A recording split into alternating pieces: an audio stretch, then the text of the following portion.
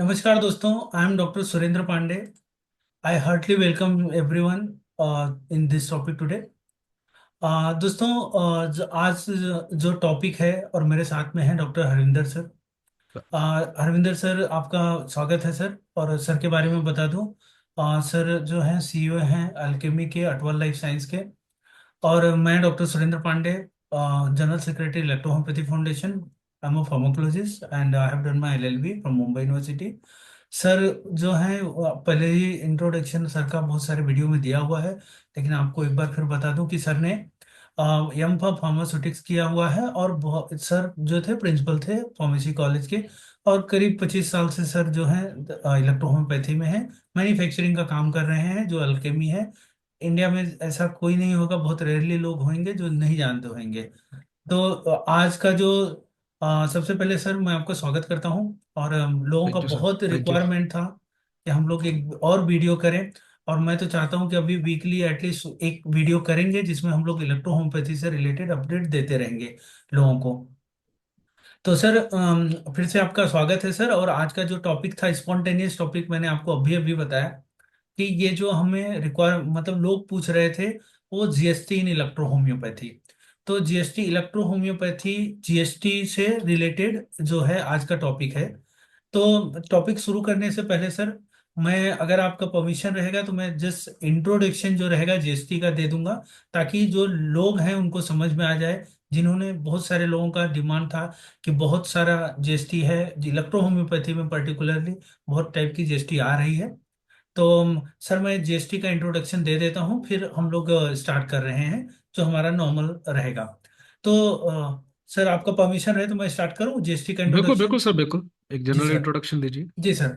तो सर देखिए, जीएसटी जो है ये गुड एंड सर्विस टैक्स है, indirect tax introduce in India. Mostly 1 जुलाई 2017 को गवर्नमेंट ऑफ इंडिया ने इस जीएसटी का टैक्स लेके आई थी, जीएसटी लेकर आई थी। इस जीएसटी की वजह से जो पहले टैक्स थे, वैट था, एक्साइज ड्यूटी थी, एंड सर्विसेज टैक्स थे, ये सबको इन्होंने रिप्लेस कर दिया। अब जीएसटी में जो है अभी एज ऑफ नाउ देखो, चार स्लैब है जिसमें बांटा गया है जीएसटी को। 5%, 12%, 18 and 28%, means 5%, 12%, 18%, 28%, depend on the variety of the product. GST 1 जुलाई 2017 से लागू हुआ था। और ये 101st जो संशोधन था, जो किया गया था जीएसटी को लेके, कि जो कॉन्स्टिट्यूशन में अमेंडमेंट था, 101st अमेंडमेंट करके जीएसटी को लेके आया गया था। अब देखिए, इसमें जीएसटी में पर्टिकुलरली हम जब बात करेंगे तो आज के जो टॉपिक है, जीएसटी बहुत टाइप का होता है बहुत सारे प्रोडक्ट पर, लेकिन आज जो हम बात कर रहे हैं वो मेडिसिन से रिलेटेड ही है, जीएसटी की बात कर रहे हैं। अब मैं ये इन्फो इसलिए दे पा रहा हूँ कि आप लोगों को मालूम है मैंने लॉ किया हुआ है, जीएसटी हम लोग पढ़ते हाँ। हैं वहां पर। तो जिसे देखिए, जीएसटी का जो स्लैब है, मतलब मेडिसिन से रिलेटेड, उसमें जो लाइफ सेविंग मेडिसिन होती है उस पर जीएसटी 5% रहती है। जैसे एग्जांपल आप ले लेंगे, वैक्सीन है, इंसुलिन है, डायबिटीज की कुछ मेडिसिन है, टाइफाइड है, मलेरिया की कुछ मेडिसिन है, इसमें हम लोग जीएसटी देते हैं 5%। मोस्टली एलोपैथी मेडिसिन पे रहती है। ब्रांडेड और जेनरिक मेडिसिन की जो जीएसटी रहती है 12% होती है। मेडिकल के जो मेडिकल डिवाइसेस होते हैं, ऑर्थोपेडिक जो इम्प्लांट होते हैं, वहां पे जीएसटी जो रहती है 5% रहती है। आयुर्वेदिक, होम्योपैथिक और जितने भी अल्टरनेटिव मेडिसिन है, मोस्टली जीएसटी चार्ज किया जाता है 12%। इसमें भी कुछ एक्सेप्शन हो सकते हैं और हैं। और जो कॉस्मेटिक है या जो फूड सप्लीमेंट है एफएसआई के जो है, उसमें जीएसटी रहती है 18% के। कुछ कॉस्मेटिक है जिसमें जीएसटी लिया जाता है 28% के। इसमें कुछ जीएसटी है जहाँ पे, कुछ प्रोडक्ट है जहाँ पे जीएसटी की छूट भी होती है।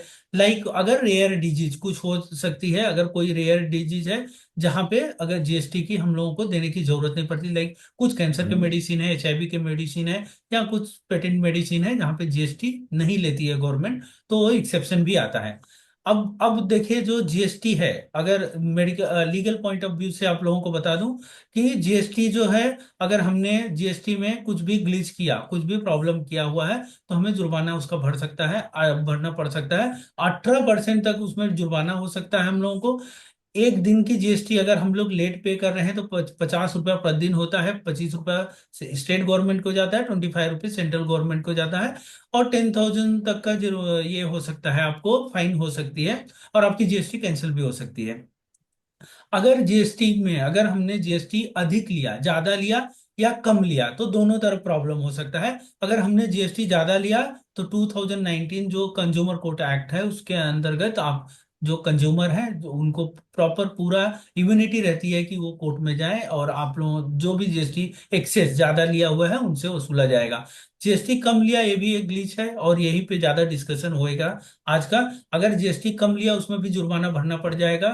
उसमें एक सेक्शन है जो 73-74 के तहत इसमें कार्रवाई होगी। अगर ये जीएसटी से संबंधित कोई भी इश्यू अगर कोई क्रिएट करता है, कोई सिस्टम प्रोसेस फॉलो नहीं करता है, तो न्यूनतम जो जुर्माना है, मतलब कम से कम है 10,000, 1 लाख तक भी भरना पड़ सकता है। और इसमें क्रिमिनल केस भी हो सकती है, डिपेंड्स करता है कि किस टाइप का है। अब देखिए, आज का जो टॉपिक था, अब हम लोग टॉपिक पर आते हैं। टॉपिक ये था कि हम लोग जीएसटी जो है, तो सर देखिए ये मैंने ओवरव्यू बता दिया जीएसटी में, शायद लोगों को जिनको थोड़ा जानकारी चाहिए थे उनको जीएसटी का ओवरव्यू हो गया। तो सर मैं अब डायरेक्टली क्वेश्चन पर ही आ रहा हूँ कि एक्चुअली सर देखिए इलेक्ट्रो होम्योपैथी में, और ये शुरुआत करने से पहले सर एक बात और बता दूं कि ये वीडियो आज हम लोग 8 दिसंबर को बना रहे हैं। बहुत सारे टॉपिक हैं जिस पे वीडियो बन सकती है, बहुत सारे क्रिटिकल इश्यू चल रहे हैं इस समय, और हम लोगों को लग रहा है कि उस पे भी हम लोग वीडियो लेकर आएंगे। लेकिन एज ऑफ नाउ सर हमारा जो प्रीवियस एक्सपीरियंस है, हमने बहुत लोगों को सपोर्ट किया, बहुत लोगों को सपोर्ट किया। जब किसी पर प्रॉब्लम आया तो हमने जरूर उनको सपोर्ट किया, जो भी कर सकते थे लीगल, मेडिकल से रिलेटेड सारे लोगों को हेल्प हमने किया। लेकिन सर लोगों को हेल्प करने के बाद लोग भूल जा रहे हैं, इसलिए हम लोग थोड़ा ये जो मैटर चल रहा है चलने दीजिए, बनाएंगे। इसमें भी लोगों का हेल्प कर रहे हैं, जिनका कॉल आ रहा है उसको हम लोग हेल्प कर रहे हैं, सब कर रहे हैं। लेकिन जो इन जनरल जो हेल्प है ना, वो हम लोग उस पर बाद में वीडियो बनाएंगे। तो सर आज टॉपिक की तरफ आते हैं, जीएसटी का सर। तो देखिए सर, पहले आप अल्केमी के, सर आपकी कंपनी है अल्केमी, तो बहुत अच्छा मैन्युफैक्चरिंग करते हैं, आप सबको मालूम है। अब सर मैं ये एक क्वेश्चन आपसे पूछना चाहता हूँ कि आपके पास जीएसटी नंबर है क्या सर? बिल्कुल बिल्कुल सर। अच्छा, अगर जीएसटी नहीं, कोई जीएसटी नंबर नहीं लेता है तो क्या वो मतलब कुछ बिजनेस कर सकता है? बिल्कुल सर, ऐसा कुछ नहीं है। अगर जीएसटी नंबर नहीं भी है तब भी हम्म। बिजनेस कर सकता है। और मोस्टली लोग इस बात का एक्सक्यूज देते हैं हम्म। कि सर ये तो इतने लाख से ऊपर अगर होगा तभी सीए एडवाइस करता है, या कुछ हम्म। हमारा टर्नओवर इतना रहेगा तो उसी टाइम हमें जीएसटी लेना है सारा। हम्म। ऐसे कई सारे जो एक्सक्यूजेज हैं जो हमारे डॉक्टर्स हैं या जो हमारे डिस्ट्रीब्यूटर्स हैं वो भी देते हैं। पर मैं बता देना चाहता हूँ सर, देखिए हमारा जो हमारे पास जो अप्रूवल्स हैं, हम हम्म। रिसर्च प्रमोशन एंड डेवलपमेंट के अंडर जो है काम कर रहे हैं। जी। तो रिसर्च प्रमोशन एंड डेवलपमेंट के अंदर अगर हम देखें तो सबसे पहले हमारे लाइसेंस का इशू आता है। उसके बाद एचएसएन का इशू आता है। जब लाइसेंस नहीं है, पैथी अप्रूव्ड नहीं है, तो सबको यही लगता है भी सर हम जीएसटी नंबर ले तो किस चीज का ले या उसका ले, या उसको कैसे भरे। तो ये एक इशू है सर। इसमें मोस्टली जो रहता है, हमें जीएसटी नंबर तो लेना ही लेना है सर। उसका कारण ये है भी, अगर आप काम कर रहे हो, देखो रिसर्च एंड प्रमोशन डेवलपमेंट के अंडर अगर तो आप खाली रिसर्च पर्पस के लिए ले रहे हो या अपने रिसर्च के लिए उस चीज को यूज कर रहे हो तो कोई इशू नहीं है भी आप टैक्स देते हो या नहीं देते, वो पर्सनल यूज के लिए होता है। पर अगर आप कमर्शियल करते हो उसे, कमर्शियल का मतलब है आप दवा बना रहे हो और आप उसे बेच रहे हो, चाहे वो रिसर्च प्रमोशन एंड डेवलपमेंट के अंडर ही आप बेच रहे हो। अगर बेच रहे हैं तो ये हमारी भी एक नैतिक जिम्मेवारी बनती है भी हम सरकार को उस चीज का टैक्स पे करें, क्योंकि हम उससे प्रॉफिट गेन कर रहे हैं। अब टैक्स पे करने के बाद वही आ जाती है भी कुछ लोग जो है वो 5% टैक्स पे कर रहे हैं। ठीक है सर। सर इंटरप्ट कर रहा हूँ सर आपको। हाँ जी, तो बोलिए सर। मेरा मतलब सर क्वेश्चन पर ही जाएंगे, बिल्कुल जो बिल्कुल मुझे सर। पूछा गया था आपसे वही मैं पूछूंगा। बिल्कुल बिल्कुल तो सर। आपका पहला क्वेश्चन का मुझे जवाब मिल गया है कि अल्केमी और आपके पास जीएसटी नंबर है, और बिल्कुल आपकी सर। एडवाइस ये है कि जो लोग बिजनेस कर रहे हैं कॉमर्शियल एटलीस्ट, उनके पास जीएसटी जरूर होना चाहिए। होना चाहिए सर। जी सर। अब देखिए सर, अब दूसरा जो क्वेश्चन था कि मैंने भी बहुत सारा बिल आपको प्रेजेंट भी कर सकता हूँ, कि कुछ लोग हैं जीएसटी पहली बात तो लेते ही नहीं है, उनको बेचारों को मालूम ही नहीं है जीएसटी, अभी भी उनको मालूम नहीं जीएसटी क्या है। और सीधी सीधी कहीं पे भी लिख कर मेमो में बिल बनाकर दे देते हैं, और हमारे लोग हैं जो हैं वो ले लेते हैं, उनको थोड़ा सस्ता मिल जाता रहेगा। ले लेते हैं। अब सर ये था। और दूसरा प्रॉब्लम ये तो एक है सर, ये मेजर इशू है जिसमें हमने बहुत सारी वीडियो बनाई और सबको बोला कि भाई इलेक्ट्रो होम्योपैथी अगर आप प्रैक्टिशनर हैं, बहुत सारे मार्केट इस समय इशू चल रहे हैं और हमेशा चलते रहते हैं। तो जो आप मेडिसिन ले रहे हैं किसी से भी जीएसटी बिल में लीजिए। तो वीडियो का असर ये हुआ कि बहुत सारे लोग अब जीएसटी मांगने लगे हैं सर। अब लेकिन अब इसमें एक नया पेच आ गया है। जो लोग पूछ रहे हैं, अब एक मैन्युफैक्चरर है सर, वो दे रहा है 5% जीएसटी। एक मैन्युफैक्चरर है वो ले रहा है 12% जीएसटी। एक है 18% ले रहा है। तो ये जो डिफरेंट है, उसमें उसमें सर वो रीजन क्या है कि ये डिफरेंट जीएसटी हो रही है, और एक्चुअल में क्या होना चाहिए? एज ए मैन्युफैक्चरर सर आपका ओपिनियन चाहिए था।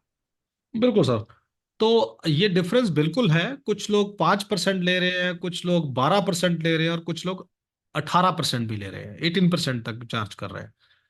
अब इसमें मेजर यही है अभी, एज पर द रूल, अगर हम आयुर्वेदा में जाएं या दूसरी हर्बल ड्रग्स में जाएं, तो वहां पर एक क्लॉ है भी, अगर आपकी ड्रग रॉ फॉर्म में है, जड़ी बूटी है। रॉ फॉर्म का मतलब ये नहीं भी आपने उसका स्पेजरिक बना दिया या उसका टिंचर बना दिया या उसका अर्क बना दिया, तो वो रॉ फॉर्म में नहीं रहती। तो अगर तो आपकी अगर देखो, हम भी रॉ मटेरियल परचेज करते हैं, जो हमारा रॉ मटेरियल परचेजिंग है, जब हम प्लांट्स को परचेज करते हैं पूरे इंडिया से या कहीं से, तो हमें 5% टैक्स ही देना होता है, पर वो रॉ फॉर्म में है। बट उस रॉ फॉर्म को हमने मिक्स किया, अगर S1 बनाया तो 9 प्लांट्स को हमने मिक्स किया, उसके बाद उसका स्पेजरिक बना दिया, तो अब वो रॉ फॉर्म में नहीं रही सर। अब वो क्या हो गया, हर्बल एक्सट्रैक्ट रह गए। तो हर्बल ड्रग्स पर अगर हम जाएंगे, आयुर्वेदिक ड्रग्स पे जाएंगे, तो as per the government norm हमें 12% टैक्स देना होगा सर। कुछ लोग जो आपने कहा 18% भी चार्ज करते हैं, तो कुछ लोग क्या करते हैं, अपनी मेडिसिन पर FSSAI लाइसेंस लगाते हैं। उनको ऐसा लगता है भी अगर कोई लाइसेंस नहीं है, क्योंकि अभी इलेक्ट्रोमोपैथी के लिए कोई ऐसा अथॉरिटी नहीं है या ऐसा कुछ हमारे पास रूल्स नहीं है भी हमें कोई लाइसेंस मिले, तो वो लोग क्या करते हैं, FSSAI लाइसेंस लगा लेते हैं। अगर आपने अपनी मेडिसिन पर FSSAI लाइसेंस लगाया है, फूड लाइसेंस लगाया है, तो फिर आपको जो टैक्स है वो 18% देना पड़ेगा। और मोस्टली ये है, अभी लोगों ने FSSAI लाइसेंस लगाना बंद किया है, क्योंकि ये एक इशू आया था हमारा, अगर हम मेडिसिन क्लेम करते हैं, अभी हमारा मेडिसिन है, तो हम उसे फूड ग्रेड में नहीं बेच सकते। तो ये हमें ध्यान रखना रहेगा। अगर हम इलेक्ट्रोमोपैथी मेडिसिन को कमर्शियली कहीं बेच रहे हैं, उससे प्रॉफिट ले रहे हैं, तो एज अ ड्रग सर हमें जो है वो 12% ही देना है। अगर कोई 5% ले रहा है या कोई दे रहा है, तो हमारा जो स्पेद्रिक्स है वो रॉ फॉर्म में नहीं है, जड़ी बूटी नहीं है, तो हमें जो है वो 12% ही टैक्स जो है पे करना है सर। जी सर। तो सर एक्चुअली मैंने जो इंट्रोडक्शन में भी बताया कि मोस्टली जो ब्रांडेड और जेनरिक हैं उसका 12% का आ रहा है GST as per government norms as per the GST act. और जो जेनरिक मेडिसिन, जो आयुर्वेदिक मेडिसिन, यूनानी और जो भी अल्टरनेटिव, वहाँ पे अल्टरनेटिव लिखा हुआ है जो भी है अब। बिल्कुल सर। यूजुअली अगर, क्योंकि वो अगर हम ब्रांड करके अगर हम बेच रहे हैं, उसको रिकॉन्स्टिट्यूशन कर रहे हैं, आपने जैसा मेंशन किया, तो मोस्टली 12% में रख रहे हैं। रख तो रहे हैं। आपका जो ओपिनियन है, मुझे लग रहा है कि हम 12% जीएसटी जो रख रहे हैं, आप 12% के जीएसटी के तरफ जा रहे हैं। अच्छा, इसमें कुछ लोग जो है वो जी। करते हैं भी, सर हमारे लिए तो कोई लॉ ही नहीं है, जैसे हम इलेक्ट्रोमोपैथी में कह देते हैं, तो हम हम्म। चाहे 5 भरें चाहे 12 भरें। हम्म। तो सर एक बात हमें ध्यान में रखनी होगी, हम रिकॉग्नाइज नहीं है या हमारी पैथी रिकॉग्नाइज नहीं है, तो एज पर द नॉर्म, जैसा कि हम दूसरी पैथीज को फॉलो करते हैं, चाहे वो सिलेबस हो चाहे कुछ हो, तो अगर हमें गवर्नमेंट नॉर्म्स के अकॉर्डिंग चलना है, तो हमारा जो टैक्स है वो 12% बनता है, और हमें 12% ही देना चाहिए गवर्नमेंट को सर। ये कंट्रीब्यूशन भी है नेशन के लिए। जी सर। अच्छा, मैं ये बोल रहा हूँ सर कि अगर जो एफएसआई में कर रहे हैं सर, फूड सप्लीमेंट में हमारा बहुत डिस्कशन हुआ इस पर। तो अगर फूड सप्लीमेंट में कर रहे हो न्यूट्रास्यूटिकल, अगर न्यूट्रास्यूटिकल, ठीक है, तो उसमें एक मतलब मुझे लग रहा है कि 18% चार्ज किया जा रहा है और न्यूट्रो फूड सप्लीमेंट है उनके पास। तो कोई प्रॉब्लम एज ऑफ नाउ, कुछ इश्यू तो नहीं होना चाहिए सर उसमें? नहीं, इशू उसमें है सर। एक्चुअली क्या करते हैं लोग जो है, फूड लाइसेंस लेते हैं, वो वही एक रजिस्ट्रेशन सर्टिफिकेट दे लेते हैं, जो मोस्टली डिस्ट्रिक्ट हेडक्वार्टर से मिल जाता है, 100 रुपीज या 200 रुपीज भर के मिल जाता है। उसके बाद जो है कुछ लाइसेंस स्टेट गवर्नमेंट से मिलते हैं, पर जो मैन्युफैक्चरिंग लाइसेंस एज अ न्यूट्रास्यूटिक्स हमें लेना है, वो सेंट्रल मैन्युफैक्चरिंग लाइसेंस मिलता है। तो सेंट्रल मैन्युफैक्चरिंग लाइसेंस मोस्टली लोगों के पास नहीं होता। नहीं, उसमें तो बड़ा बहुत सारे क्राइटेरिया है सर। बहुत सारी, वो तो मतलब उससे वो ड्रग तो लाइसेंस सेम जितना, एज, हाँ ड्रग ड्रग लाइसेंस लाइसेंस जितना है। जितना और ड्रग मैं लाइसेंस है आपको बता उतना। दूं सुरेंद्र सर भी, हमारे पास वो भी है। जी जी। हमारे पास न्यूट्रास्यूटिकल्स का सेंट्रल लाइसेंस भी है। जी जी और सर। दूसरी जो बात है, अब यहाँ पर बात एक और आ जाती है भी, अगर आप अपने प्रोडक्ट को एज अ फूड बेच रहे हो, तो अब ये बताइए भी हम अपने इसको मेडिसिन क्लेम करते हैं और पूरा आपको पता है भी, हम पूरा क्रोनिक डिसीजेस पर काम कर रहे हैं, सब कर रहे हैं, और एक क्लेम भी करते हैं भी हमारी दवाइयां जो है क्रोनिक डिसीजेस को ठीक करती है, और एज अ ड्रग ही हम उसे यूज करते हैं। तो कहीं ना कहीं ये प्रॉब्लम आती भी है। कुछ जो अभी पीछे हुआ था, ज्वाइंट प्रपोजल कमेटी के कुछ मेंबर्स के साथ भी मेरी बात हुई थी, तो वहां पर भी ये आई थी, वहां ये भी पूछा गया हमें आईडीसी से भी, सर अगर आपका फूड है तो वो तो ऑलरेडी जो है सेंट्रल लाइसेंस मिल रहा है, सब मिल रहा है, तो उसके लिए फिर अप्रूवल की क्या जरूरत है। तो फूड लाइसेंस में नहीं सर, हमें ड्रग में ही काम करना है। और जो है उसका जो जीएसटी है वो 12% ही है, और 12% ही हमें पे करना है। Correct sir. एक्चुअली जब हर चीजों में हम लोग फॉलो कर रहे हैं और करना भी चाहिए, सपोज हमारा जो सिलेबस है वो हम फॉलो कर रहे हैं, दूसरे जो अप्रूव्ड पैथी है, सारी चीजें वो हम हमारे स्टूडेंट को देना चाह रहे हैं, तो मैन्युफैक्चरर को भी जो उनके मैन्युफैक्चरिंग में जो चीजें हो रही हैं, जो फॉलो किया जा रहा है, क्योंकि आप as a system of medicine आप जा रहे हो इसको रिकॉग्नाइज कराने के लिए। ये नहीं कि आप कोई थेरेपी में जा रहे हो या कुछ में जा रहे हो। तो if you are a complete system of medicine, तो आपको वही चीजें फॉलो करना है जो दूसरे लोग, ताकि बताने के लिए तो at least you have certain evidence that yes we are following. तो वो चीजें बताने के लिए तो हो जाएगी। तो ठीक है सर, ये मैं तो एग्री कर रहा हूँ कि हम लोगों को 12% तक, क्योंकि बीच में मेरा थोड़ा डिफरेंट ओपिनियन आ रहा था आपसे। मैं सोच रहा था कि एटलीस्ट कुछ तो लाइसेंस है, फूड में ही चलेगा, न्यूट्रा का भी बहुत बड़ा मार्केट है और बहुत कुछ उसमें भी ट्रीटमेंट होते हैं। लेकिन ये है कि सर अगर हम जाएंगे आईजीटी, अगर हम क्लेम कर रहे हैं कि हमारा सिस्टम ऑफ मेडिसिन है, तो हम लोगों को अल्टरनेटिव जो दूसरे आयुष के रिकॉग्नाइज हैं, आयुर्वेदा, यूनानी, सिद्धा, होम्योपैथी, वो जो फॉलो कर रहे हैं उन्हें ही फॉलो करना उन्हें फॉलो चाहिए। करना पड़ेगा सर। अच्छा सर, एक मजे की बात मैं ये बताऊं, और आपसे क्वेश्चन भी है, आप जीएसटी नंबर तो है आपके पास, आप जीएसटी पे करते हो? बिल्कुल बिल्कुल सर। अब देखो सर यहाँ मैं पे मैं आपका क्वेश्चन समझ गया सर। बिल्कुल सर। सर इन सबके पास जीएसटी नंबर है, जितने मैन्युफैक्चरर बैठे हुए हैं हाँ। जो घर में बनाते हैं उनको मैं एक्सक्लूड कर देता हूँ, वो भी बेचारे लेके बैठे रहेंगे जीएसटी नंबर। आज इनके पास जीएसटी नंबर रहता है, बिल भी दे देते हैं, जीएसटी वाली बिल देते हैं सर, लेकिन ये टैक्स पे करते नहीं है। और ये इशू है पूछेगा सर। कौन, हाँ। पूछेगा कौन इनसे कि टैक्स पे हो रहा है? ये 5% क्या है, 28% भी दे देंगे। मैं इलेक्ट्रो होम्योपैथिक बात नहीं कर रहा हूँ सर, ये बहुत सारा मतलब हमारे तो बहुत सारे, अब लॉ में करता हूँ तो बहुत सारे सीए हैं जो लॉ करते हैं, तो उन लोगों से हम लोगों का जनरल डिस्कशन होते रहता है ना कि मतलब क्या प्रॉब्लम है, कहाँ पे।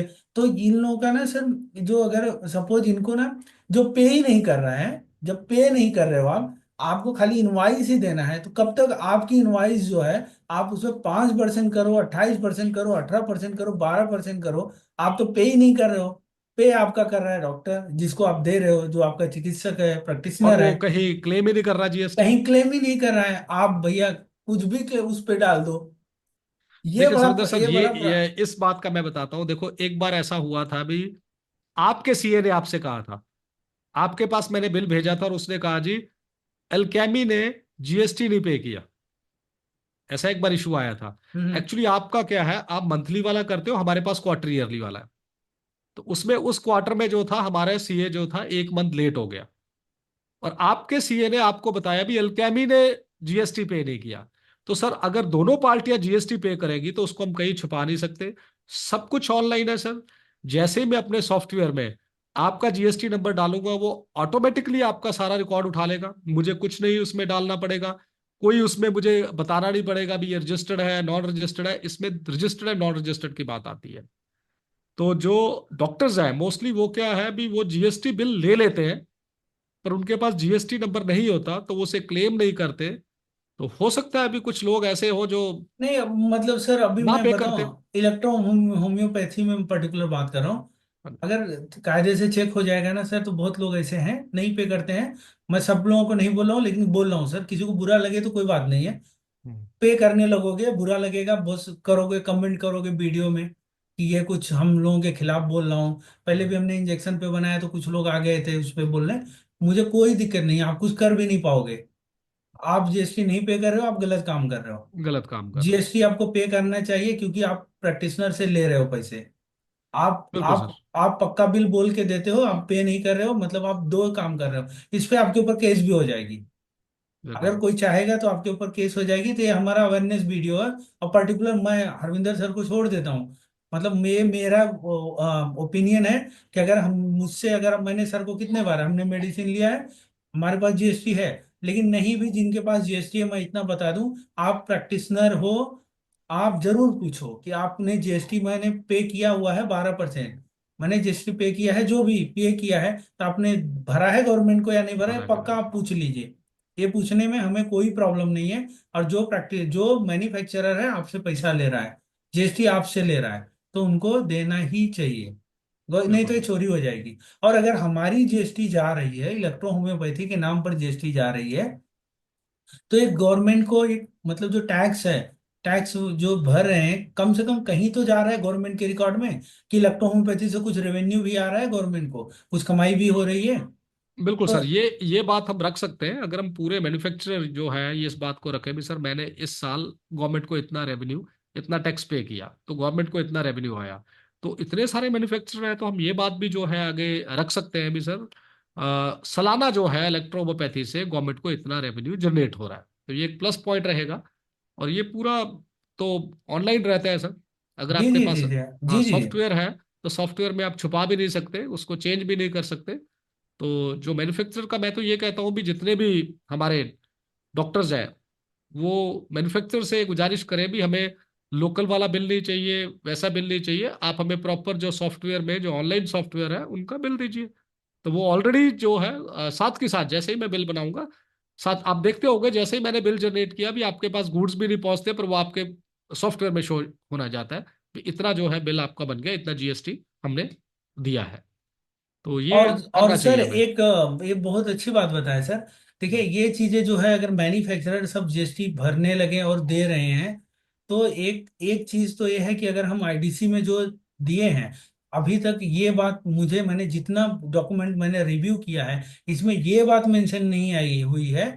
क्योंकि वहाँ मैन्युफैक्चरर बहुत कम हाँ लोग भी हैं जो, हमारा इतना कंट्रीब्यूशन हमारा है। इतना कंट्रीब्यूशन है, हम इतना कंट्रीब्यूट करते हैं गवर्नमेंट को, हम इतना टैक्स भी पे करते हैं। गवर्नमेंट से हमें चौनी का सपोर्ट नहीं है, उल्टा हमें रोज परेशान किया जा रहा है। फिर भी हमारा गवर्नमेंट को हम लोग प्रॉपर वे में कर रहे हैं। और गवर्नमेंट को हम लोग इतना सपोर्ट का मतलब हमारा कंट्रीब्यूशन है इकोनॉमिकल, हम लोग इतना सपोर्ट कर रहे हैं हमारे बेस पर। ये पॉइंट भी वहां पर हम लोग ऐड कर सकते हैं। शायद हमारे डिस्कशन के बाद बहुत सारे लोग अब जाग जाएंगे और ये चीजें अलग अलग तरीके से बताएंगे कि हमने पहले बोला था ये सब। लेकिन कोई भी कुछ भी हो सर, ये अच्छी बात रहेगी कि अगर हम ये भी मेंशन कर दें कि लेकिन ये जिम्मेदारी है मैन्युफैक्चरर की मैन्युफैक्चर पे। कि अपना बताएं भैया कितना टर्नओवर।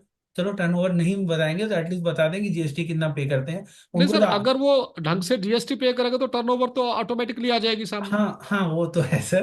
हाँ जी। लेकिन अगर चाहे तो भी बता देंगे, लाख रुपए 2 लाख 5 लाख कितना जीएसटी। क्योंकि ये जो अभी पिछले टाइम मैंने एक वीडियो बनाया था सर, ये एमपी का। उसमें जो क्लेम कर रहा था एडवोकेट था, उसने क्लेम कर रहा था कि करोड़ों रुपए की कमाई हो रही है, करोड़ों रुपए की कमाई हो रही करोड़ों है। रुपए कमा रहे हैं। और वो पता नहीं कहाँ से लाया था रिकॉर्ड। लेकिन अगर हमारे जो लोग हैं, वो करोड़ों कितना भी कमा रहे हैं, अगर वो जीएसटी पे कर रहे हैं, आईटीआर फाइल कर रहे हैं, तो बता सकते हैं, गवर्नमेंट को भी बता सकते हैं, नहीं भैया मैं करोड़ नहीं कमाता हूँ, मैं तो 5 लाख 10 लाख ही कमा रहा हूँ, जो भी कमा रहे हैं। ये चीजें जो है वो बता सकते हैं। ऐसे नहीं तो बिल्कुल बिल्कुल। आप आपके ऊपर मैं भी क्लेम कर दूंगा कि हरविंदर सर 100 करोड़ कमा रहे हैं। 100 करोड़ का। अब लेकिन 100 करोड़ भर रहे हो क्या, अगर आप खुद से क्लेम कर दो कि नहीं भाई, अल्केमी जो है ये। लेकिन खाली आपके सिंगल करने से कुछ नहीं होएगा सर। ये जो मैन्युफैक्चरर हैं उन सबको ये पॉइंट, आईडीसी जो है, जो लोग प्रेजेंट कर रहे हैं, उनको ये भी बताना चाहिए कि हमारा कंट्रीब्यूशन ये है, हम इतने लोगों को सेल करते हैं। ये भी एक अच्छा पॉइंट आ जाएगा, इतने लोगों को हम लोग कर रहे हैं, दे रहे हैं कर रहे हैं। मेडिसिन। इसमें क्यों। सिंगल पर्सन की बात नहीं है सर, ये रिस्पॉन्सिबिलिटी डॉक्टर्स की है। जी। डॉक्टर्स को चाहिए भी वो लोग प्रॉपर जीएसटी बिल लें, और प्रॉपर का मतलब प्रॉपर, और उसका प्रॉपर टैक्स जो भरा जाए, और टाइम टू टाइम जो है अगर आपको डाउट लगता है किसी मैन्युफैक्चरर पर भी वो नहीं भर रहा तो उसका आरटीआई मांग लो, एक भी ये बिल मुझे दिया इसने, देखो इसका जीएसटी पे किया कि नहीं किया। सिंपल सी बात है। Correct sir. ये मतलब डॉक्टर्स की रिस्पॉन्सिबिलिटी है भी वो एक प्रॉपर टैक्स बिल जो है बोले। ऐसा कुछ स्टेट्स में ऐसा हुआ था जहां पर कुछ डॉक्टर्स के यहाँ पर चेकिंग हुई, सब हुई, और वहां पर जब बिल मांगे गए उनसे, तो वो बिल जो थे, उन्होंने हमारा जो बिल उठा के बिल्कुल साइड में रख दिया था। बोलते सर ये टैक्स इनवाइस है, बिल्कुल सही है, इन्होंने टैक्स पे किया और आपको बिल दिया, आपके पास गुड्स आए हैं। और जिन कुछ ऐसे मैन्युफैक्चरर थे जिनसे जिनका प्रोडक्ट पड़े हुए थे और उनके बिल नहीं थे, और जब वो डॉक्टर ने मांगे तो उन्होंने आनाकानी की और आज तक नहीं दिया। वो खुद डॉक्टर्स ने हमें बताया ये बात, बोलते सर हमें बड़ा सेटिस्फाई रहे हम कि आपका जो प्रोडक्ट उठाया, उन्होंने बिल चेक किया, सब कुछ किया और सारा उसको मैच किया, बिल्कुल बैच नंबर से लेके उसका एमआरपी से लेके सब कुछ आपका पूरा सही निकला जो है। तो वो बड़ा मतलब उन्होंने थैंक्स भी किया, बोलते सर आपकी वजह से हमें कुछ नहीं हुआ। पर कुछ मैन्युफैक्चरर का नाम भी लिया, हम नाम नहीं लेंगे, तो उनका ये रहा था भी एक छोटा पर्ची बना के जैसा दे दिया या कुछ दे दिया। तो वो उन्होंने उसका जब प्रॉपर बिल मांगा तो उन्होंने कहा जी दे देंगे, हम प्रोड्यूस करेंगे, पर आज तक नहीं दिया। ऐसी प्रॉब्लम्स आती है डॉक्टर्स को। जी जी जी सर। और यही बात है सर, ये जो ईएच के इंजेक्शन भी हैं, पिछले टाइम कुछ टाइम पे कार्रवाई हुई थी ये इंजेक्शन पर। तो इंजेक्शन का बिल तो देने को रेडी ही नहीं है लोग। इंजेक्शन तो ऐसे ही, मतलब अब उसमें तो ऑलरेडी हमने डिस्कस कर लिया है। इंजेक्शन का हम लोग एकदम सपोर्ट नहीं कर रहे हैं। और उसका बिल भी नहीं कोई मैन्युफैक्चरर देता नहीं है। अब भाई काम कर सकता है इलेक्ट्रोहोम्योपैथी का इंजेक्शन, लेकिन क्या क्राइटेरिया हम फॉलो कर रहे हैं वो हमने ऑलरेडी डिस्कस कर लिया। सर काम। एक्चुअली बिल जरूरी क्यों है? जी बिल का एक ये है भी, आपकी दवा कहीं पड़ी है, आपके पास अगर बिल है, उसका प्रॉपर जीएसटी बिल है, तो इसका मतलब है जो मैन्युफैक्चरर है वो उसके लिए रिस्पॉन्सिबल है, उसने बनाया है। कल को कोई कॉम्प्लिकेशन आती है, कुछ आती है, तो मैन्युफैक्चरर जो है रिस्पॉन्सिबल है, डॉक्टर नहीं। अगर डॉक्टर गलत कहीं उसको मतलब एडमिनिस्ट्रेट कर देगा या कोई उसका गलत उसको यूज किया तो वो उसके लिए है। दूसरा बात रहता है उसमें सर, अगर आपके पास जीएसटी बिल नहीं है और आपके पास से कोई सैंपलिंग हो जाती है, कुछ हो जाती है, तो मैन्युफैक्चरर कल को कहेगा जी बताइए मैंने तो ये दिया ही नहीं, कहीं से और ले लिया, कुछ कर लिया, तो ऐसी कॉम्प्लिकेशन आती है। तो डॉक्टर से मेरी रिक्वेस्ट है भी एटलीस्ट अगर आप प्रॉपर टैक्स दे रहे हो, प्रोडक्ट ले रहे हो, तो जीएसटी बिल सर जरूर लीजिए। वो आपकी सेफ्टी के लिए और मैन्युफैक्चरर की सेफ्टी के लिए भी। जी सर, और एक ऐड ऑन करना चाहता हूँ सर। आप एक्चुअली, हम लोग तो मॉडर्न सिस्टम से आते हैं। मैं उसमें काम भी कर रहा हूँ, बहुत ठीक ठाक लेवल पे कर रहा हूँ। तो सर वहाँ पे जो होता है ना, एडवर्स इवेंट मॉनिटरिंग जो होती है, एडवर्स इवेंट मॉनिटरिंग में टोटली लाइबिलिटी जो होती है, अगर कोई पेशेंट का डेथ हुआ तो क्लेम जो जाता है वो मोस्टली जाता है, मैं डॉक्टर के ऊपर तो जाएगा ही, लेकिन डॉक्टर के इसके साथ में जो मैन्युफैक्चरर है उसके ऊपर ही जाता है। तो एक सेंटर बोलते हैं फार्माको विजिलेंस, एक डिपार्टमेंट है, गवर्नमेंट का है, प्राइवेट है, सारी कंपनियों को एक फार्माको विजिलेंस रखना रहता है। उनको मॉनिटरिंग करानी होती है कि उनके मेडिसिन से कितने साइड इफेक्ट हो रहे हैं। आप देखे रहोगे बहुत सारे मेडिसिन बंद होती है, तो उसमें फार्माको विजिलेंस का बहुत बड़ा रोल होता है। कि और वो मैन्युफैक्चरर हर कंपनी को, जिनके पास पेटेंट मेडिसिन है, जिनके पास रिसर्च मॉलिक्यूल है, और जो आज जेनरिक भी है, गवर्नमेंट का रूल है, उनको सबको एक सेंटर बना के रखना है, फार्माकोविजिलेंस सेंटर इंटरनली। और वो मॉनिटर करेंगे कि उनका प्रोडक्ट जो मार्केट में उससे साइड इफेक्ट कितना हो रहा है। और डॉक्टर जो होता है, अगर, तो यही है सर, आप जो बोल रहे थे, अगर हमारे, चलो सर अब तक एक मोर्टेलिटी नहीं आई, लेकिन कल एक आ गया कि भाई मेडिसिन, अभी जो लोग इंजेक्शन कुछ भी बना रहे हैं, अगर आपके पास बिल ही नहीं है, वो इलेक्ट्रो होम्योपैथी बोलकर आपको कुछ भी बना के दे दें, जिनकी घर में बन रही है दवाई, अगर वो कुछ भी बना के आपको दे दें, आपको रिजल्ट तो आ गया, आपको डेक्लोफेनेक पे अगर EH medicine research promotion development लिख के डेक्लोफेनेक पर दे दें, और वो तो दर्द में काम करेगा। और करना क्या है, उसका जो इंजेक्शन का लेबलिंग निकालो, ईएच का लेबलिंग लगाओ, रिसर्च प्रमोशन डेवलपमेंट लगा दो, पेशेंट को दोगे, आराम हो जाएगा। तो क्या वो ईएच हो जाएगा? ऐसा तो नहीं हो सकता ना। अगर उससे कुछ हो गया, उससे कुछ हो गया, तो ये डॉक्टरों को मेरी सलाह है, अगर आपका पेशेंट ईएच के, जो आप इंजेक्शन यूज कर रहे हो, आप ईएच बोलकर कुछ दूसरा उसमें दिया गया है, उसका पीएम अगर करेंगे, कुछ दूसरी चीज निकली, आपके पास बिल नहीं रहेगा, पूरी लाइबिलिटी आपके ऊपर जाएगी। इसलिए मैन्युफैक्चरर हमेशा पकड़ में आना चाहिए, आप हमेशा जीएसटी की बिल रखो। तो सर बस ये वीडियो थोड़ा बड़ा हो रहा था, जरूर डिस्कशन आगे होएगा। आपका लास्ट पॉइंट में लेना चाहूंगा सर, टेक ओवर कंक्लूजन लेना चाहता हूँ कि सर आपकी सलाह क्या है मैन्युफैक्चरर को? सर मैन्युफैक्चरर को मेरी सलाह तो यही है भी, देखो घर पे दवा मत बनाओ, इसका प्रॉपर एक चैनल रहता है, उसके लिए प्रॉपर एक टेक्निक चाहिए, प्रॉपर क्वालिफाइड पर्सन चाहिए। और मेरी गुजारिश ये है भी जो लोग ऐसा करना चाहते हैं तो हमारा पूरा एक विंग है। अगर उनको मैन्युफैक्चरिंग यूनिट भी शुरू करना है इलेक्ट्रोहोम्योपैथी का, हम लोग प्रॉपर ट्रेनिंग प्रोवाइड करते हैं, उनको हेल्प करते हैं, उनकी प्रिजर्वेशन टेक्निक्स के लिए हम करते हैं। स्पेद्रिक भी अगर किसी को बनाना है वो भी हम सिखाते हैं। तो आप जो है, क्योंकि देखो सारे इंडिया में एक फार्मेसी दवा नहीं पूरा कर सकेगी, तो हमें तो चाहिए भी हर स्टेट में एक अच्छी फार्मेसी होनी चाहिए जो इलेक्ट्रोहोम्योपैथी की दवाइयां बनाए, और दवाइयां बना के हमारे जो डॉक्टर्स तक है उनके उन तक पहुंचाए। तो ये मेरी गुजारिश है मैन्युफैक्चरर से भी, प्रॉपर एक इंडस्ट्रियल एरिया में उनका यूनिट होना चाहिए, proper as per the GMP. अब जीएमपी गवर्नमेंट वाला चाहिए, जीएमपी ऑनलाइन वाला नहीं चाहिए। जीएमपी चाहिए, और प्रॉपर जो उसका है क्वालिटी इंश्योरेंस और क्वालिटी कंट्रोल, उस पर हमें काम करना चाहिए। और साथ में जो है गवर्नमेंट के जो नॉर्म्स है, अगर हम कुछ बेच रहे हैं या खरीद रहे हैं तो उसके प्रॉपर सेल और परचेज के बिल होने चाहिए, उसका प्रॉपर रिकॉर्ड होना चाहिए। और डॉक्टर से भी मेरी ये गुजारिश है भी, आप भी जो है अगर कुछ खरीद रहे हैं तो उसका एक प्रॉपर गवर्नमेंट को टैक्स पे करके जो है वो गुड्स को लीजिए। Thank you very much sir for final conclusion. और होप कि आप सब लोगों को समझ में आ रहा होगा।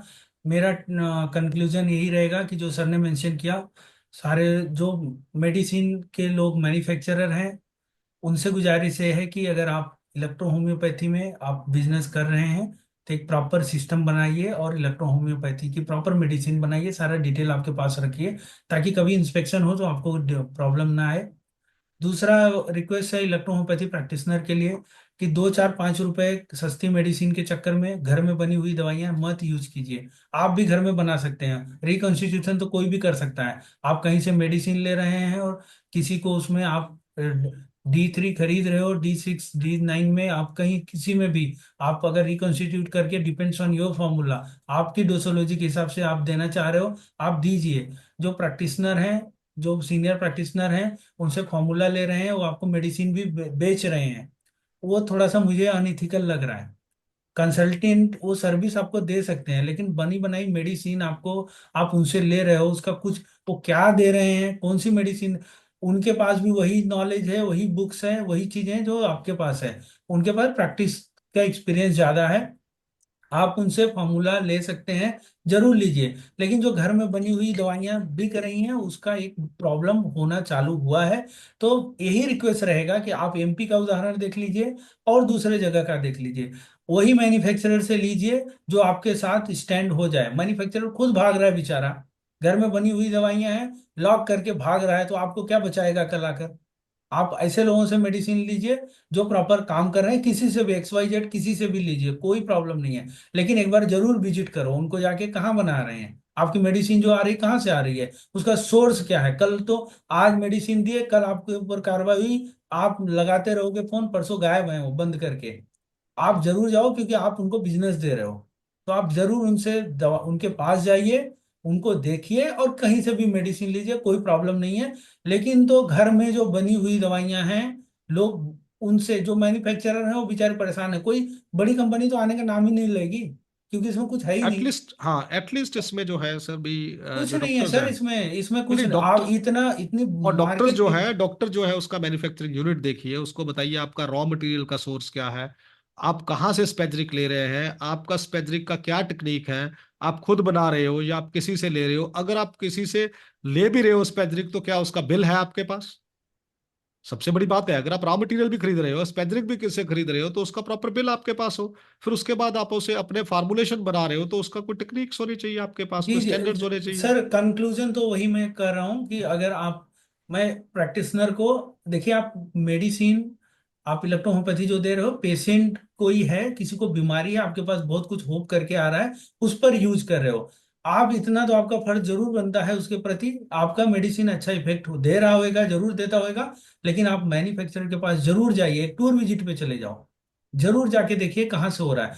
घर की दवाइयां फिर से बता रहा हूँ मत यूज कीजिए, कोई घर पे बना के कितना भी अच्छा दे रहा है, खराब दे रहा है, खरीदो तो मत, खरीदो मत, फॉर्मूला